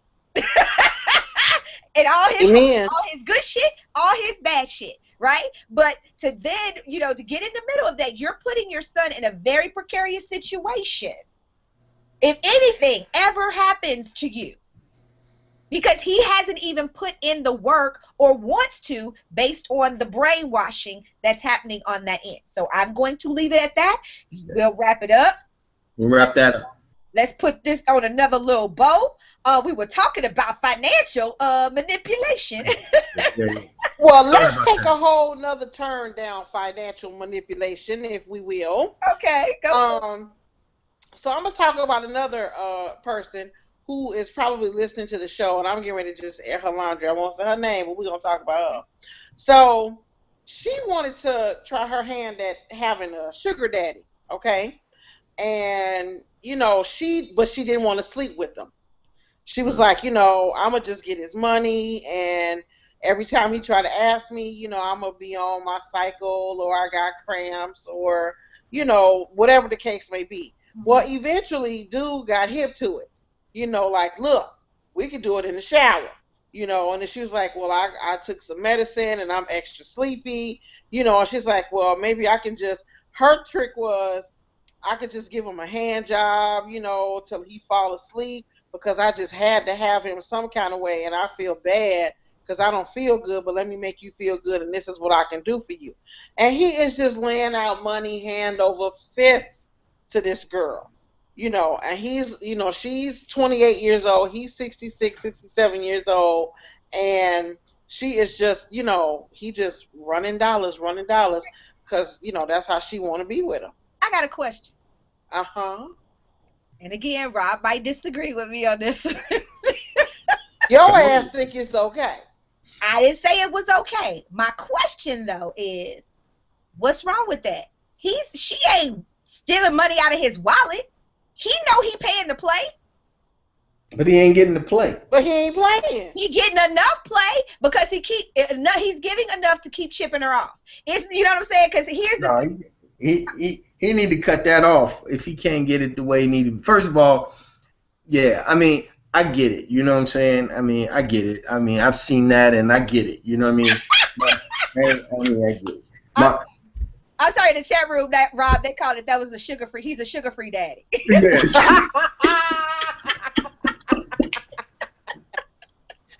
That's pretty much the truth on that. That's hilarious. Thank you, Rocky, for that one. I mean, I get it, because my wife is like 17 years younger than me, so I get it. But I don't see the whole, you know, I mean, when you're that old and you got somebody that young, you know what the deal is. So, you know, you need to play on the right terms. And if she want to play in that game, you know, she got to be able to play in that game. It's going to cut short for her soon. I mean, ain't no way this going to keep happening. Yeah. I mean, you know, nobody wants aspartame or whatever they put in their sugar-free shit. Nobody wants that no more. So, you know. I drink Pepsi, not with that high fructose corn syrup. I drink Pepsi with the real sugar. I don't want that high fructose. Yeah, I'm allergic to aspartame, so fuck this bullshit. Yeah, no, that ain't gonna last long. If she wants to play in that arena, I mean, that's cool. They go, as long as they both going in there with their eyes open. But she needs to know, she needs to have some level of attraction to old boys so she can do the right thing if she wants to keep that going. Because it's gonna dry up. I mean, if he's still trying, because I mean, he ain't, like you said, he ain't getting what he wants. If he forcing, he like, look, I don't care if it bleed, we do it in the shower. He wants the real deal. You know what I mean? So if he don't get it, pretty soon it's gonna dry up. Yeah, he knows she playing a game. He ain't stupid. Yeah. He ain't stupid. And here's the thing. What is this chapter right here in my book? You gotta pay to play. He know what the deal is. Yes. He know what's up. She not, you know, she might be stringing him along a little bit, but you know, she can't string him along if he don't want to be strung. Yeah, I mean, the prize is there. And I mean, she's already done what she did. You need to dangle the prize enough to get it rolling, but at some point, you know, he's got to get. So she only giving him hand jobs? She ain't Girl, her hand jobs have gotten her. She's gotten a 2016 car, a condo. She needs to class on that hand job. Right. No, she don't. Because really, here's the thing. It's not even about her skill set at this point. It really ain't. No. He knows what time it is. He knows what time it is. He's buying his time. And pretty soon, what's going to happen is he's going to either get broke, he going to go broke, he going to get tired, or she going to find somebody else that she want to fuck around with. It's going to happen. So, you know, again, I don't know if this is a manipulation thing. I think they both playing each other on some level. Big time. You know, I just got a tweet here. Louis Darkside says, and I'm sorry, we've been getting a lot of tweets and I just wasn't paying attention. I'm sorry, this conversation. He said, any dude dumb enough to give chicks money deserve what they get. I don't think you dumb to give people money. That ain't dumb. Again, everybody has their own thing. You know what I mean? For him, he might have it like that, and money ain't a thing. You know, I think people who put that statement out there, and this isn't an indication of what your financial situation is, the person who tweeted this, but people who always got something to say about other folks tricking off their money, what they call tricking off their money, are people who don't have it. It ain't tricking if you got it. Ain't that what they say in the song? It ain't tricking if you got it. True. It's not stupid True. if you got it. It's the dumb mofos who are spending their rent money and their light bill money and their condo money on this type of junk. You know, women who are taking care of dudes who, and they living from hand to mouth, robbing Peter to pay Paul and taking care of some dude because he done manipulated her, you know, dickmatized her. You know, she think this the best, the best thing that she can get. You know what I mean? Best I ever had. Come on. That's the stuff that I'm talking about. But if you got it and you giving her, you chipping her off, that's not stupid. That's not dumb. I don't think so. They talk about she must be super hand. Sugar-free daddy and super hand. Lord have mercy. Tweet that one. Tweet that one. I'm looking at some of these tweets, some more tweets that have come in. I'm sorry. One of the things that I wanted to talk about here is that how men and women do some things that are interesting when it comes to this whole emotional, this mind game thing or whatever. Guys, and I'm gonna start with y'all first. The guys will play to be interested when they really not, when all they're interested in getting ass, so they'll fake like they want more, and, you know, they'll fake relationships with people just to get ass. And then women, here's one that I know that you guys do a lot. Y'all play like y'all the perfect woman because you want him to lull him in to get with you because he already told you he don't want nothing. But you know what I'm saying? You'll do everything. You'll beat every woman. You're his superwoman. When you come through the door, Karen White is singing. You know what I mean? That's your theme music, right? Because you're trying to manipulate him into wanting to be with you when clearly that's not what he wants, or you're trying to manipulate him into changing. You know what I mean? And that's not what he's interested in. So a lot of times, you know, women, we are notorious for this. We will ignore certain things that they said, things that they've done, how they've treated us, how they've made us feel, and think that we can make them change somehow. You know, one of the biggest quotes that I heard was before was that men marry hoping she won't change, and women marry hoping that he will. You know what I'm saying? You know, she gets married thinking she could change him, and he gets married thinking she don't change, and both of them end up disappointed. He don't change, and she does, because both of y'all were lying. You know, try to manipulate the situation to get what you want. You want her to stop nagging you about getting married, so you marry her, hoping that she'll just stay cool or whatever. Or, you know, y'all been together, it's time, everybody looking at you like, when you gonna make an honest woman out of her? You know, that whole thing. So you acquiesce, and you hoping she don't change, and she does. You figure you'll nag him, play his mama, do all this other stuff, be there for him, enable him in other ways that you shouldn't, thinking that, okay, that'll motivate him, that'll help him, he'll be. Meanwhile, back at the ring, it ain't happening.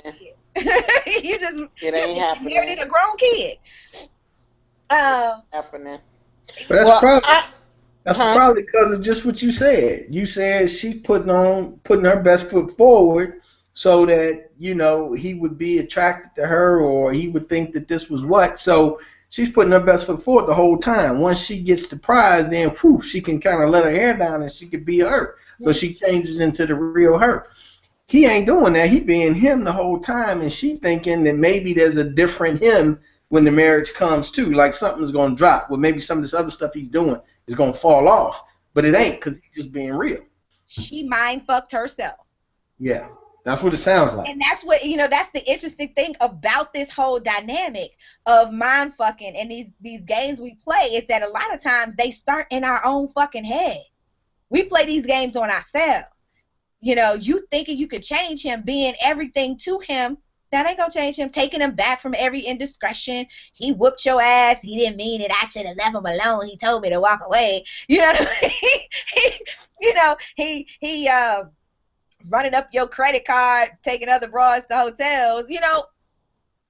But you like, he told you it was his cousin that came in town, but you never got a chance to meet the cousin. But you gave the benefit of the doubt because he told you some foolish story about they were there for a wedding, blah, blah, blah. Exactly. You know. Exactly. You mind fucked yourself into believing that bull crap. But, you know, sometimes people just get to the point where you see what's going on, but because you're in it and invested so much in it that you don't pay attention to, what's obvious and what's right there in front of you, and you don't get out of it. It's like what's going on, but it's like, I'm not gonna be the person to pull out or be the person to give up and say, so they can't say, well, you're the one that walked away. You're the one who gave up everything. You're the one who left me. You broke everything off. And you can't dump this whole situation in my lap like I'm the one that did it. So they stay there, they take the bullshit, and they still wind up with the short end of the damn stick. Makes no sense. They end up with the stick that they asked for. But go ahead. Hold on, Cousin Chan.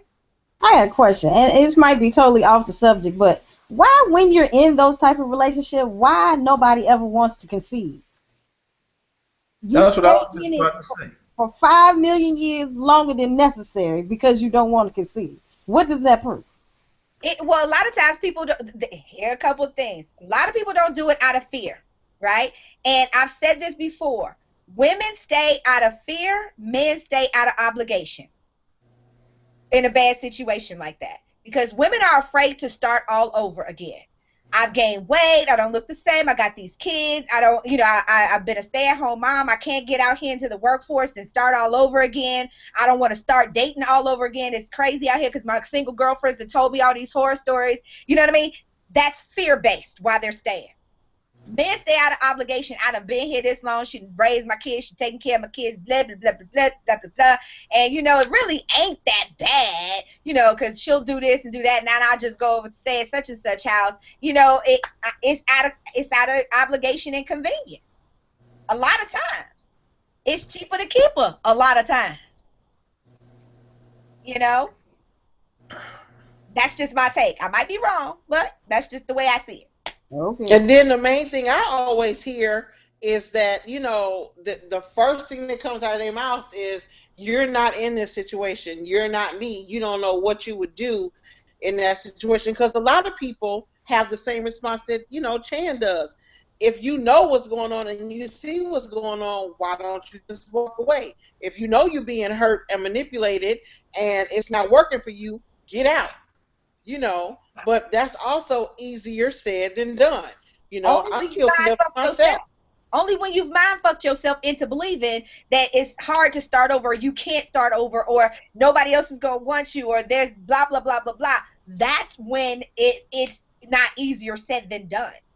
But I mean, I'm talking about not even, KiKi, before you even get to the point of what's going to happen after you leave, but the point of, leaving. Taking the step to just get away before you even decide, okay, now I got to start over. Nobody gonna want me. I've gained weight, blah, blah, blah. All of that conversation. The conversation to, I got to get out of this is the first thing, you mind fuck yourself into. It's easier for me to just stay here and deal with this. I can fix it. I can change it. I can make it better. That's the first conversation you having. That's a mind fuck. That's a mind fuck. Yeah, I can fix it. I can make it better. I don't disagree with that. But that's how you got the first conversation in the first place, because you was trying to fix him to begin with. You know what I mean? Yeah. It's like that's how it's 15 years later, and you still in the same situation that you were. Rob, go ahead, and I got some more tweets and stuff that came in. Yeah, no, I don't have a lot to say about that, because I'm with Chan. I don't understand why folks just don't just decide. It's kind of like chasing bad money at the casino. You done lost, $2,000 already. You go to the ATM to get some more to try to win it back. That's just some bullshit, because you just dig a deeper hole. You gotta cut your losses at some point. Oh yeah. Some people are afraid and ashamed. They don't want to look like they are failures to other people, and even sometimes to themselves. So sometimes that internal dialogue is so loud you can't hear the silence of good sense, because that's where the dialogue needs to change. The dialogue needs to be about self-preservation. Self-preservation. Freaking lutely. You get no argument with us on that one. Agreed. Tweet came in and says, my ex-wife did that to me. I thought her ass was nice and quiet. She tried to scare me and make me think I would be raising my kids on my own was impossible. I fooled her ass. Good for you. She laughed her kid crazy lady. I can't imagine leaving my kids. Anyway, that's a whole other girl. Don't even go down that hole. Don't. That's what I said. That's a whole other story altogether. Sometimes you do have to, though. I understand. Sometimes you do. Here's another one that I wanted to talk about. It came in. We talk about frenemies and stuff like that, right? You know, jealousy is a form of manipulation, right? Let's okay. You know, or a frenemy is somebody you dating or whatever. Here's just a simple situation of how maybe somebody you dating or whatever will try to use jealousy to you. They used it earlier with the guy in the ring and all that other stuff. But here's another way. I show up at an event that I know my ex is gonna be at. I know my ex is going to be. Oh, I can't believe I said that, right? But I'm with somebody that I know is gonna piss him off or make him feel some kind of way. You know what I mean? Okay. Or make him jealous. People do that all the time. Now, that's a dangerous game to play, ladies and gentlemen, because men do it too. Men do it too. They'll show up with that bitch, the one that you call that bitch, right? Yes. Oh my God. And yes. I mean, he is oozing and gooey all over her. He might be faking it just to fuck with you, but he is showing her all the attention in the world, pulling out her chair, bringing her food. You know what I mean? Her feet tied. He carrying her shoes. He carrying her purse and shit for her. You know what I mean? He's doing all the shit he wouldn't do for you in front of her. Evil. Oh my God, evil. Ladies and gentlemen, please be very careful when doing this. Because you put that third party, your pawn, the person that you put them in jeopardy. Because you thinking you making this person jealous, and you just don't know how far some people's jealousy can go. And you might put them in a position where they end up having to fight somebody because of some fuck shit y'all got going on that they don't even know about. Some power struggle y'all got going on that they don't even know about. But people do it all the time. Meanwhile, back at the ranch, the one that you bring, that bitch that you came with, you done manipulated her into thinking you're more interested in her than you actually are. And you trying to get back at dude. And same thing with dude. You making him think that he got a chance in hell when he really don't. He been in the friend zone since the first day you met him. But now you just, doing whatever. But you know what I'm saying? So you have to be very careful about those things again. But those are things that people do to manipulate folks, and y'all done got mad at each other, and then y'all call each other up later, and y'all fuss and fight, y'all meet out and end up fucking and back together again. And then these two people over here looking like, what the hell? Oh my God! I used to have KiKi. I got one of my very best friends. His name is Jason, right? And the whole world literally thought me and Jason were a couple. I didn't think that. I'm part of the whole world. I'm sorry. Okay, well, I said almost the whole world. I'm sorry. Me and Jason, they think that me and Jason were a couple because we would go out and hang out. Like when we didn't want to be bothered with either our significant others or whatever, we'd go kick it. We go dancing or whatever because, we like our music and we go out, we go dance, we hang out. So anyway, we out the club or whatever. And I would see some girl clocking him or whatever. And I'd be like, I said, she's looking at you. And he's like, yeah, I don't want to be bothered with her. So he would be like, come on, let's go. And we would pretend, we would be dancing or whatever, and she would try to holler at him, and I would give her the look like, you can't be bothered with him, go on about your business. And girl, it would be on, because then I got everybody looking at me like, who is that bitch? I'd become that bitch, and so I've become that bitch over the years, because people assume, what they do about us, but I also know that, I will give off an aura of, get away from him. And he does the same thing, but we ain't like that at all. Hell, he about to get married to somebody else right now, and I'm somewhere else. Well, what they got to do with that? Huh? What they got to do with what we talking about? I was just thinking about how manipulative it is that we would be outside doing, dumb shit like that to people when, Who's part of the mind game on this? Y'all, because y'all really want to fuck with each other, but y'all playing like y'all friends? I'm trying to get how this fits. I'm sorry, I missed it. Because I was responding to something, maybe I missed part of it. That's what I'm asking. Like, did I miss it? Rob, did I miss it? I don't know. It took a tangent. I think she was going there, but it took a tangent. Okay. Hey, I need 2 minutes. I gotta go mind fuck some kids down here. Hold on. Oh!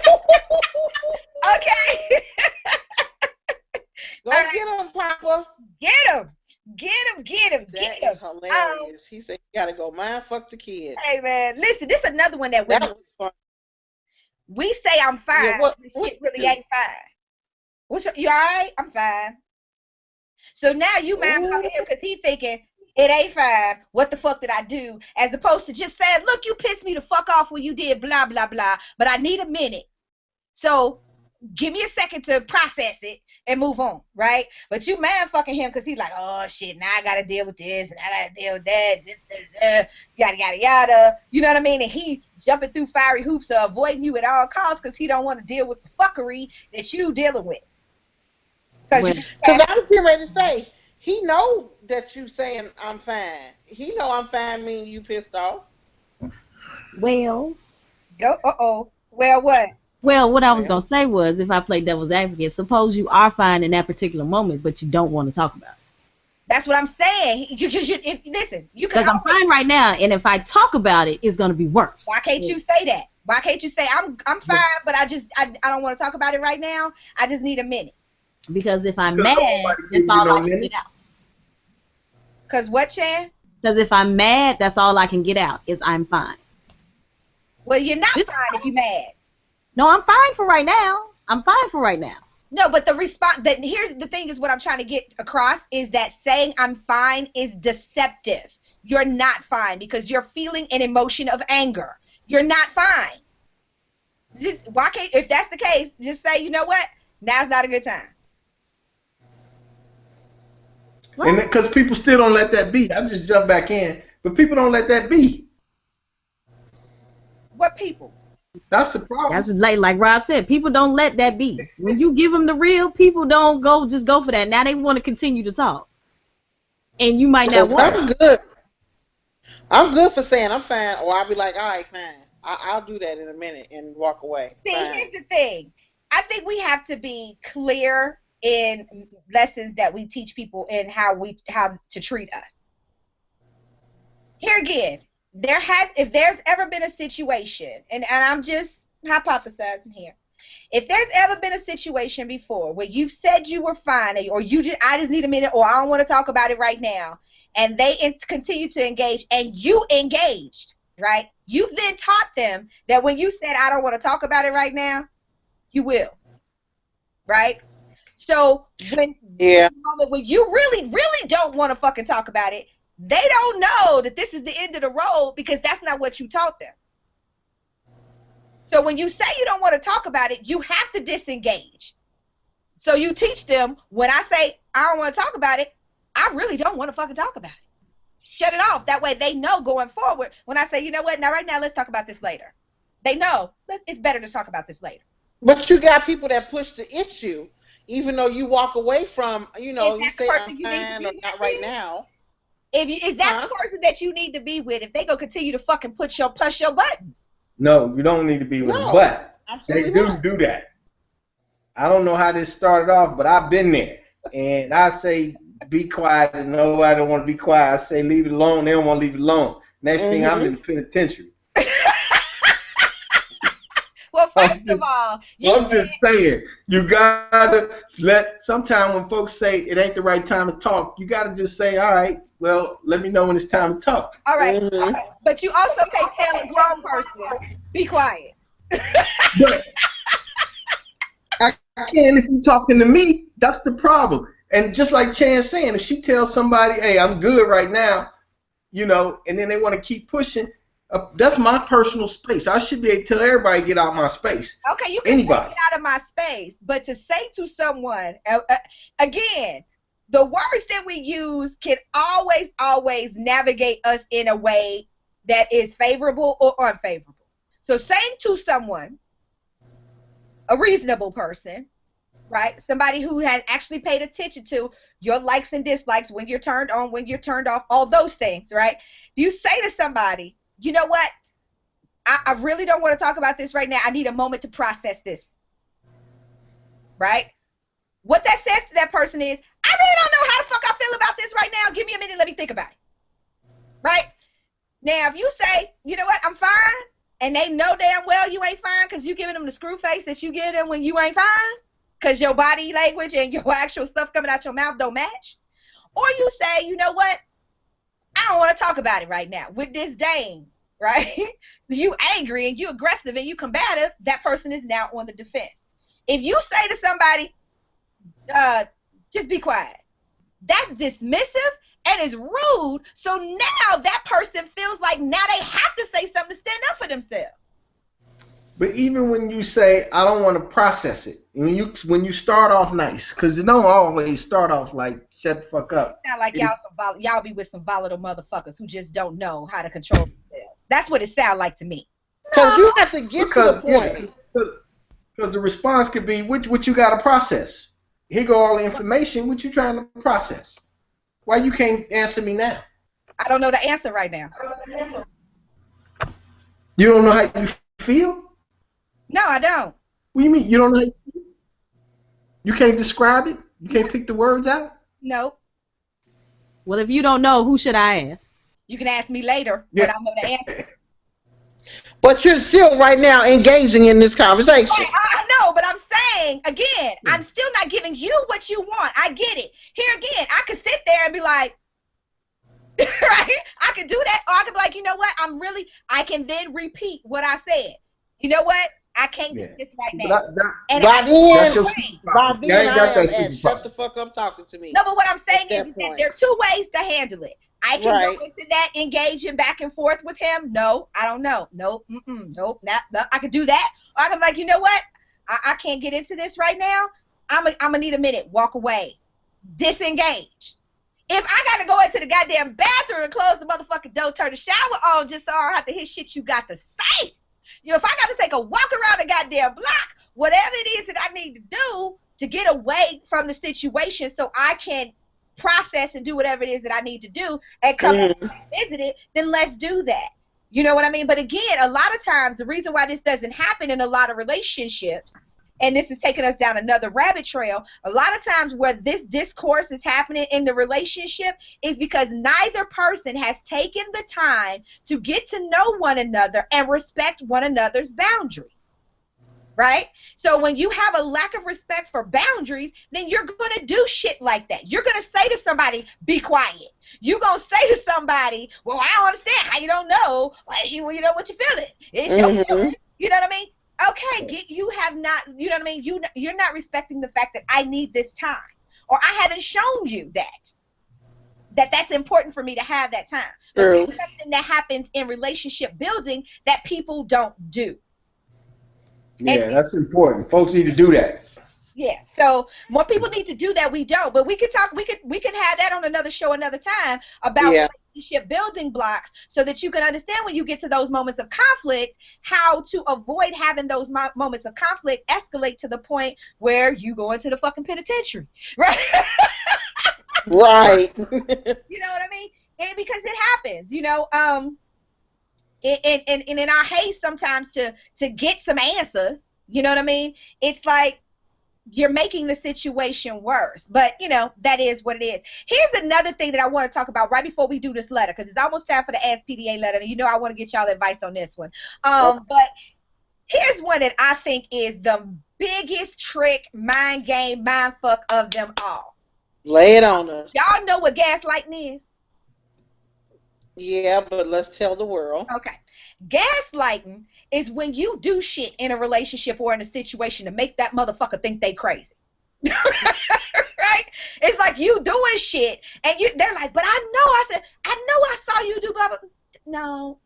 And then the reason why I know it wasn't me is because blah, blah, blah, blah, blah, blah, blah. Knowing damn well it's you, right? Are you doing all kind of shit to make this motherfucker think you out of your goddamn mind?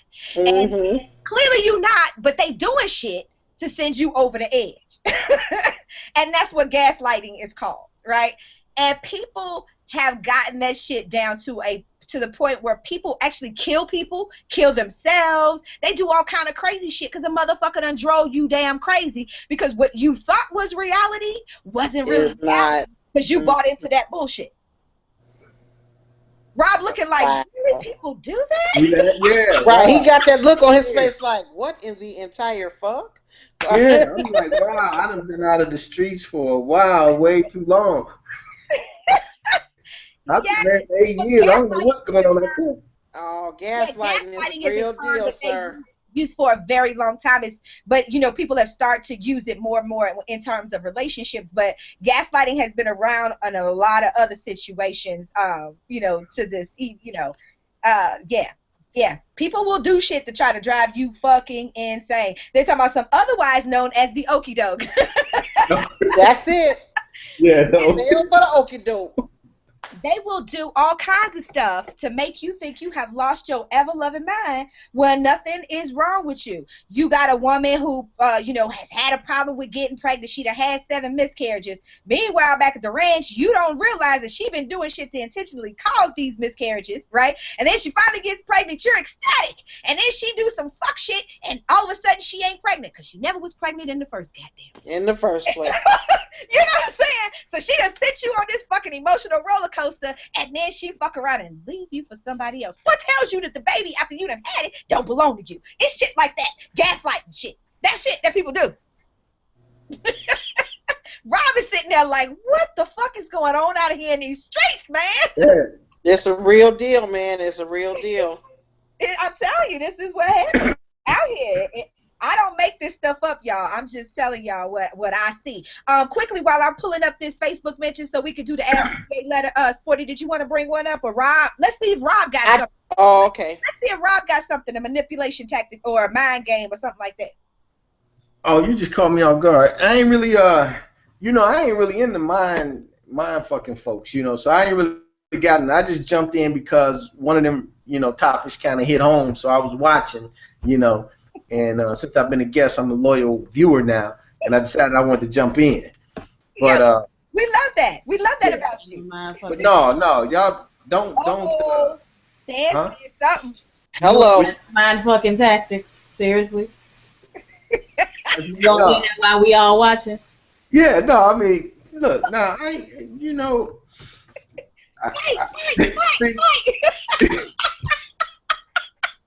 See, she just mind fucked me because I'm scared. I don't know what to do. So I'm on. Listen, for those of you guys who just may be joining, this is Playing Devil's Advocate. I'm your host, Miss KiKi, the consummate provocateur, and today we're talking about mind games and how we manipulate people into doing things that we want them to do. See, she got you to thinking, like, do I really? Because she just played a Jedi mind trick on you, Rob. Yeah, you got me shut up for sure. And for those of you guys who are watching us on YouTube, we of course, we have Sporty Spunky Angel with us, but we also have now one of our new favorite people who will be here. Y'all see a lot. Mr. Rob Carter IV. He is an author, a motivational speaker, and an all-around good dude, father, friend, all that stuff. And he's in on the conversation that we said something that piqued his interest, and he was like, wait a minute, I need to get in on this conversation. So for those of you guys who know anything about the history, it goes deep around here. We have steep history. So Chanda came in with the voice of God. That's a manipulation tactic too. You can't see her. Right, yeah, that's what I'm saying. If you gonna say that in front of all us on this show. Yeah. Yeah, you know, she playing bad games with you already. That's what you notice. Whenever she just chimes in, we be like, "Uh-oh." We shut up and shut down. I'm worried Bush is gonna be burning under my bed and shit tonight because I done said something I wasn't supposed to say. You know, she about to, you know. Right. Yeah.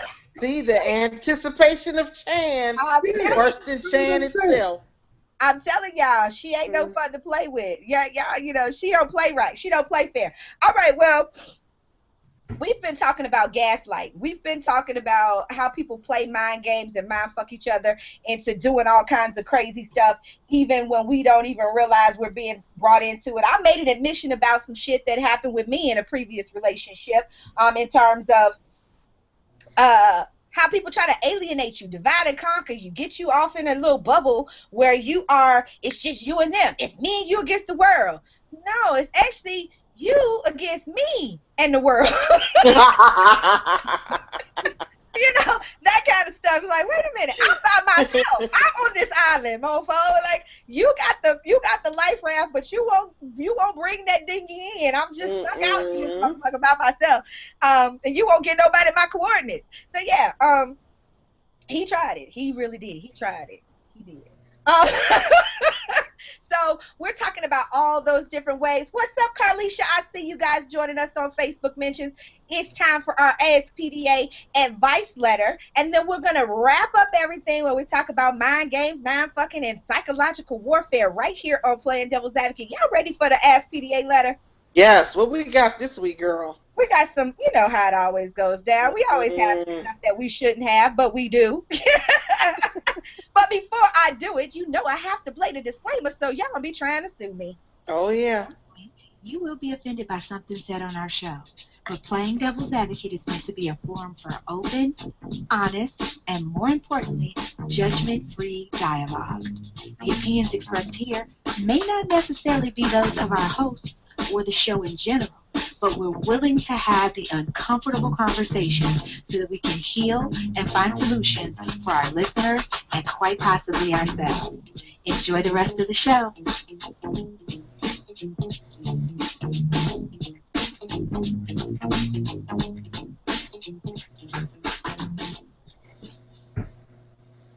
You want answers? I think I'm entitled. You want answers? I want the truth. You can't handle the truth. Tonight's PDA letter is being brought to you by our producer, Cousin Chan, Drink of the Week, Girls Day Out. If you haven't had an opportunity to check it out, you go to our Facebook page at facebook.com/Playing Devil's Advocate. Try out the drink. Let her know what you think about it. Post videos, post pictures. You know, y'all can tell us what happened. We can see it. Y'all can Snapchat it. But again, at facebook.com/Playing Devil's Advocate, go check it out. All right, here's the letter. Dear PDA, I've been seeing this guy off and on for several years now, and every time we seem to be getting closer, he backs away. He tells me he's just not ready for a relationship. But I'm everything that he would want in a woman, but he's just not ready. He treats me like nobody else matters. He's attentive, generous, affectionate, even in public, and cares about my feelings. PDF fam, please tell me what to do. Sign, he loves me not. I'm going to start this one off, y'all. And if y'all disagree with me, go ahead and give her a different answer. Or if you want to piggyback, go ahead. But I will say this to you. He loves me. He loves you. Loves me not. He does not love you. Okay? I'm sorry. It's harsh and it seems cruel. But the reality is he's showing you what he wants to show you to get what he wants from you. And that's time. You said you've been seeing him off and on for several years. And he doesn't know in several years if he's ready for a relationship or not. That should tell you something right there, right? Then to say to you that you're everything he wants in a woman, but he's just not ready, he don't want you. It's not you, you know what I mean, that he wants. Because if you were the one he wanted, he would have already done it. He says that to keep you on the hook. That's to keep you guessing. That's to keep that daylight. One thing that women tend to do when it's a guy that we really care about and we like and we want, if there is a sliver of daylight in that doorway, we are going to barrel right on ahead through the door. Be damned to what's on the other side of that door. It could be a waiting dragon on the other side. But there was a reason why he didn't invite your ass in. Don't go in the door. Move on. Okay? Plus, he might already be in a relationship, and he's just, you the side piece. Just want to say that. All right.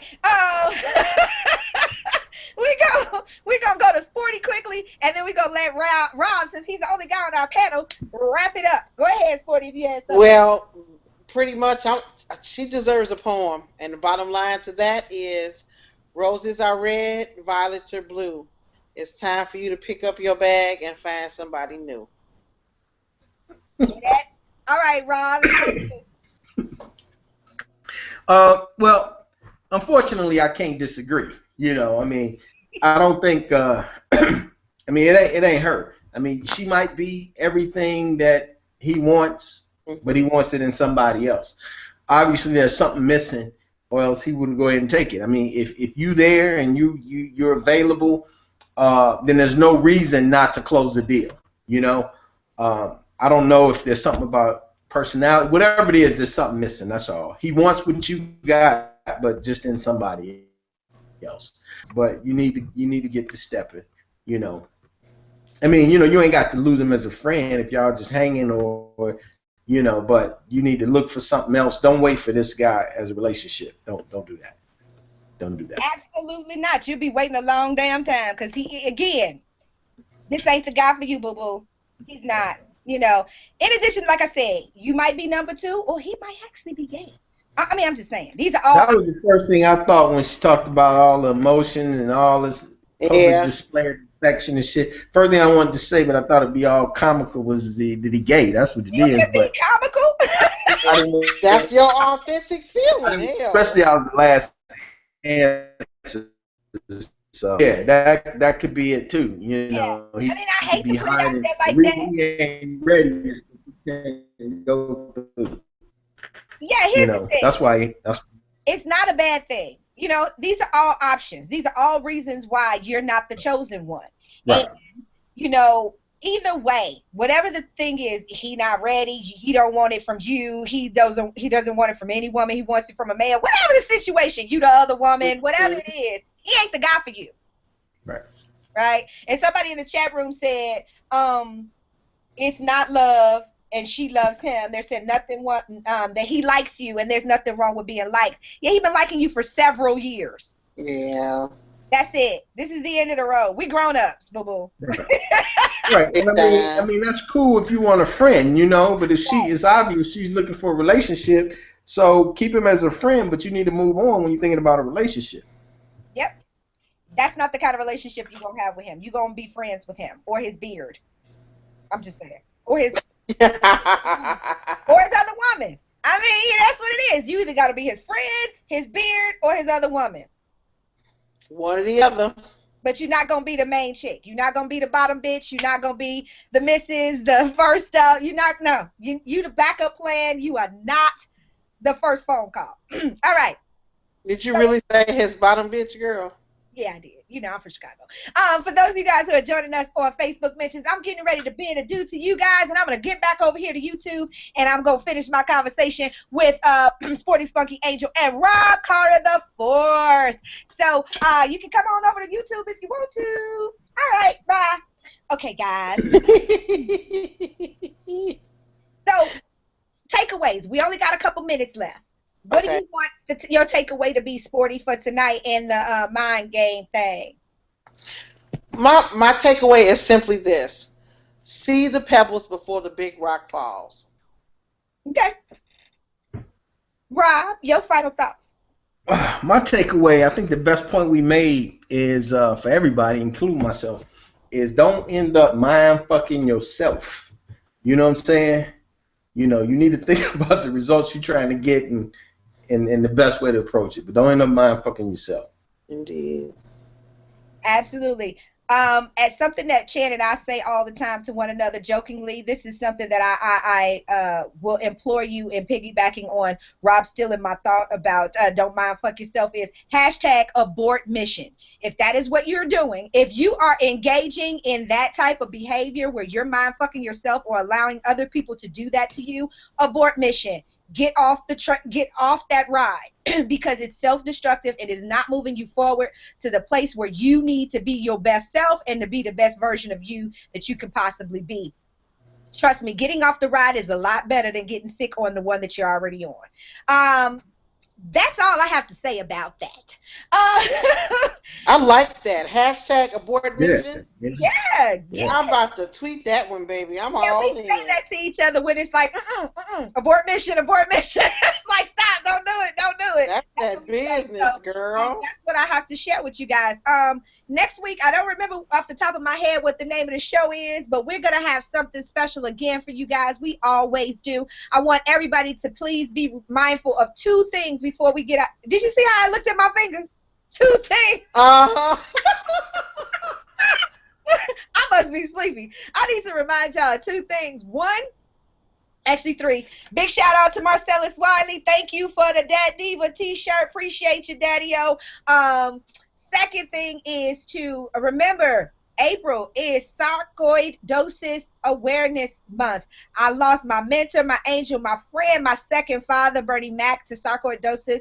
And wear your purple. Get out there and know about it. There are a lot of people that I know who have passed away from it. One of my very best friends, her father passed away from it. Guys, get out there, get yourselves checked, find out what's going on with your bodies.